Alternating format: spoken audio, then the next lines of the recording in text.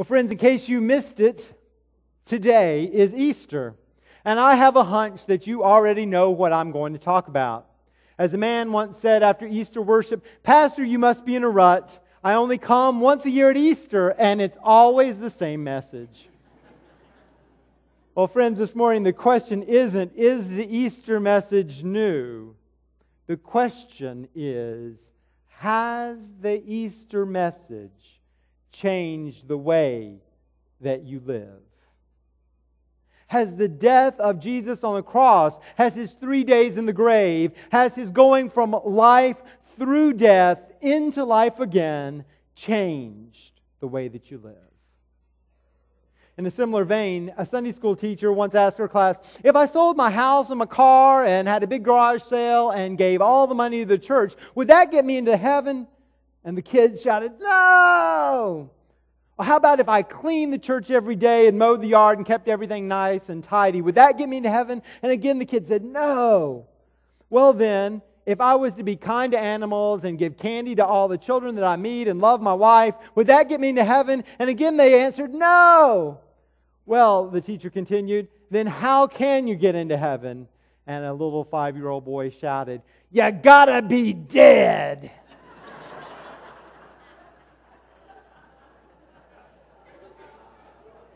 Well, out of the mouths of babes, the saying goes. But lest you think that I take death too lightly this morning, let me also quote you from some sentences from Annie Dillard's novel, The Living. In it, Dillard describes a scene from a funeral. Hugh stood with stiff Lulu and supple Bert at the graveside. The Nooksacks stood together with their preacher. Before the funeral, in mourning of his father, they had shrieked and pounded on boards. At last, big-faced Norval Taws read Scripture and prayed, "O death, where is thy sting?" Norval Taws called out, and his little black eyes glittered on Hugh. And Hugh thought, "Death's just about everywhere since you asked, Pastor." And so it is. Death stings just about everywhere, including, of course, in the church. Well, in preparation for this morning's message, I looked over the names of Star Mountain Church members who have died since my arrival here a little over 5 years ago. The list of names is long. Over 60 folks have died. From George Hyder, one of the first funerals that I did here less than a month on the job, to Clara Gallimore, whose memorial service was little more than 2 weeks ago. A lot of death and sorrow and mourning are represented by these names. People who have been instrumental in the life of this church, from Nancy White to Susan White, to Martha Farthing, to Don Wade, to Mark Crabtree. And I could read you all the names, but it would take at least 10 minutes to give them a portion of the respect and consideration they deserve. But I bet you can see many of these people in your mind, and I'll bet that you hold many of these people in your heart still. Friends, death is always with us. And death in all its power and might was there on Good Friday as well. Jesus, the rabbi, teacher, son of Mary, Messiah, Son of God, tasted the bitterness of death. And in His anguish He cried out, my God, why have you forsaken me?" And just moments later, as the Bible tells us, at around noon, darkness came over the whole earth until 3 p.m, and the sun's light failed, and the curtain of the temple was torn in two. And then Jesus, crying in a loud voice, said, "Father, into your hands I commit my spirit." Having said this, He breathed His last and died. Jesus, the Lord of life, died. Well, in a way, it's a tragic story. And if the life of Jesus of Nazareth ended once and for all on Good Friday, none of us would be here today. After all, history is filled with the deaths of good men and women, and yet no one creates an entire religion in their memory. But Jesus' life did not end on that dark day. On the third day, Jesus rose. Because through death, there is life.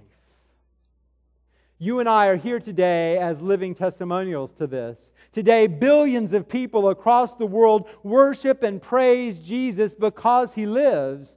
But there's the problem. Just like a person has to die to get to heaven, so too a person must die to experience new life. And I'm not talking just about physical death either, or the new life that will be ours when we die. I'm talking about new life that can be ours now if we die to ourselves in the life that we now live. Jesus' teaching is quite clear on this. Mark 8, Jesus says to his disciples and to us, "If anyone would come after me, he must deny himself and take up his cross and follow me. For whoever wants to save his life will lose it, but whoever loses life for me and for the gospel will save it." Now, though I don't admit it very often, overall I've got a pretty good life. I've got a beautiful and loving wife, 2 fantastic teenagers.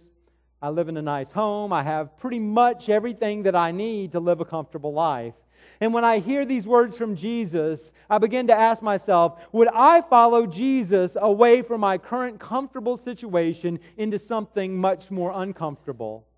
I mean, in places where my pay might be cut or I might not get paid at all. Places which have fewer resources or less to offer me in return. If God wanted me to do something new, something that would involve more risk and less safety, would I be willing to follow Him then? Would you? You can easily see, I hope, how quickly this becomes uncomfortable for us. We begin to see how much we are at the focus of our relationship with God. For instance, when I read the Bible, it's often to find passages that will help me. When I pray to God, it's often prayers for me and my family's welfare. When I sing songs to God, it's almost always which songs I like and which songs I don't like. But Jesus tells us in His teaching and His life and death that a relationship with Him is all about dying to self.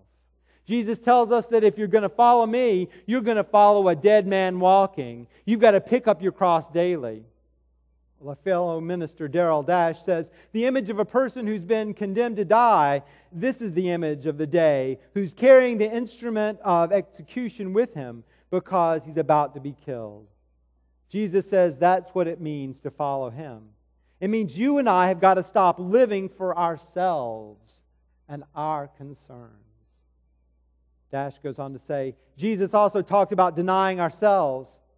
I wish that when He talked about denying ourselves, He meant something. It meant that all we would have to do is give up something like chocolate for Lent or give up TV watching for the coming year. But Jesus wasn't talking about giving up that kind of something.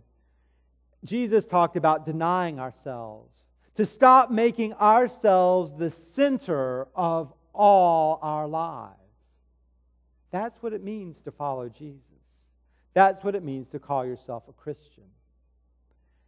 And if this scares us, and it should, because it's going to cost us, Jesus also gives us the other side. He says that it's only in dying to ourselves that we truly discover life. As Erwin McManus once put it, Jesus wants to take us places that only dead people can go. Or as one of my favorite writers, Robert Capon, says, Jesus solves the world's problems by dying. And unless you and I are willing to see our own death as the one thing necessary for our salvation, we will never be able to enjoy the resurrection, even though Jesus were to hand it to us on a silver platter. If we refuse to die, we will cut ourselves off from ever knowing the joy of Christ's grace in us. And what would this kind of death mean for us? It means simply that I am no longer the center of my life. It means that I will follow Jesus no matter where He leads me, no matter what it costs. It means that you and I are willing to die for Christ, knowing that it's the only way that we will discover true life. Well, now I could stop here this morning, and it would probably be enough for us to digest for quite a while. But to do so would be a disservice to God, because God doesn't stop with our solitary lives and deaths. You see, it's not enough to die for self and follow Him, because you and I don't follow God in isolation. There's something else that we call the church.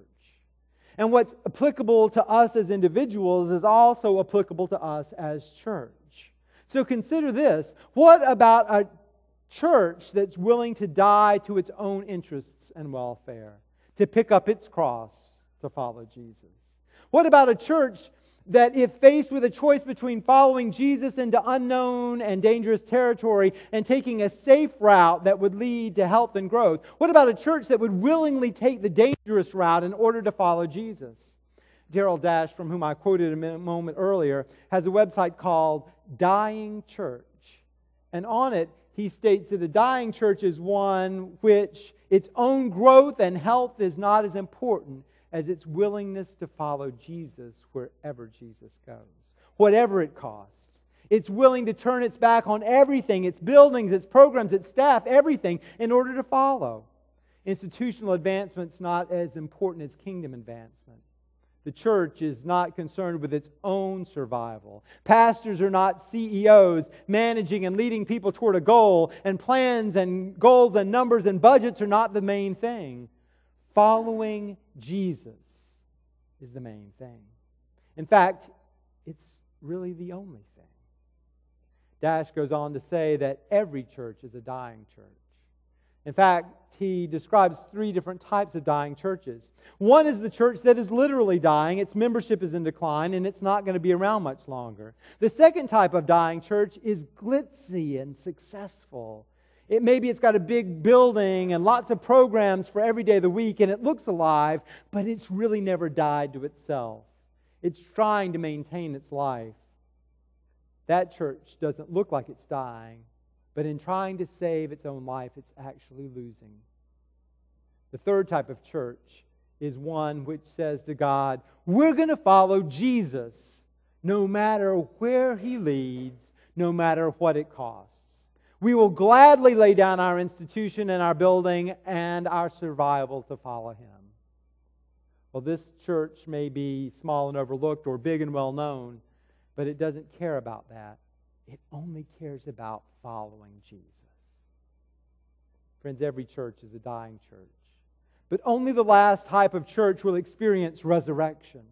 Only that church will experience the life that comes on the other side of death itself.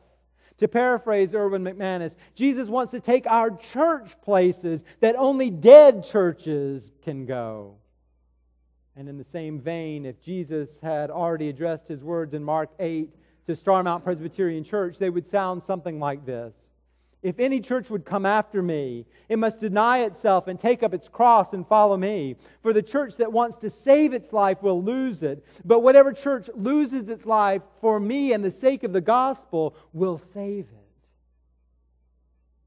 And this brings us back to Easter. Because if it wasn't for Easter, it wouldn't make any sense for an individual or a church to die to itself. All organisms live for their own survival. It makes complete sense to do so as long as one doesn't believe in resurrection. But Holy Week and Easter remind us that the path to true life goes through death.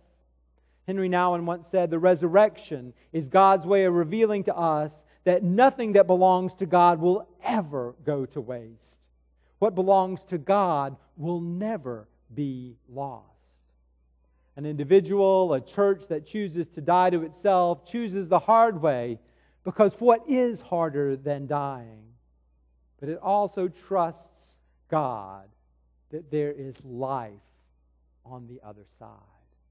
The person, the church that tries to hold on to life forfeits life.